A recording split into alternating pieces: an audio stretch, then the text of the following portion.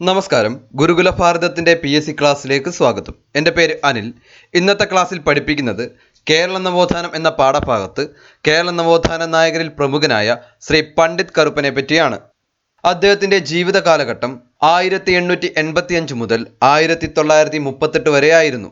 Kerala Lincoln എന്ന അപരനാമത്തിൽ അറിയപ്പെട്ടത് അദ്ദേഹമാണ്. കൊച്ചി രാജ്യത്തെ ആദ്യത്തെ മനുഷ്യാവകാശ പ്രവർത്തകനായി അറിയപ്പെടുന്നത് അദ്ദേഹമാണ്.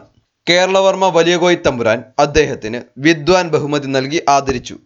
കൊച്ചി രാജാവ് അദ്ദേഹത്തിന് കവിതിലകൻ ബഹുമതി നൽകി ആദരിച്ചു.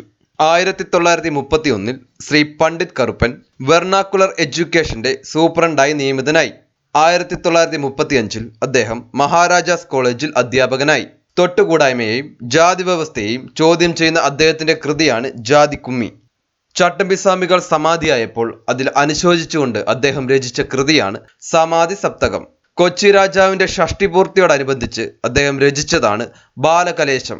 1938 മാർച്ച് 23 പ്ലൂറസി എന്ന അസുഖം ബാധിച്ച് അദ്ദേഹം അന്തരിച്ചു.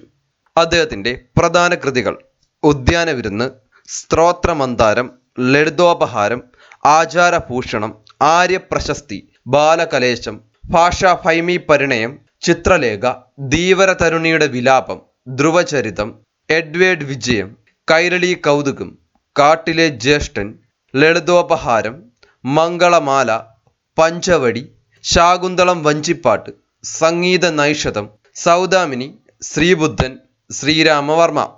ഇത്രയും നേരം ഈ വീഡിയോ കണ്ടതിന് ഒരുപാട് നന്ദി. വീഡിയോ ഇഷ്ടപ്പെട്ടിട്ടുണ്ടെങ്കിൽ ലൈക്ക് ചെയ്യുക, ഷെയർ ചെയ്യുക, കൂടുതൽ വീഡിയോസിന് വേണ്ടി സബ്സ്ക്രൈബ് ചെയ്യുക. താങ്ക്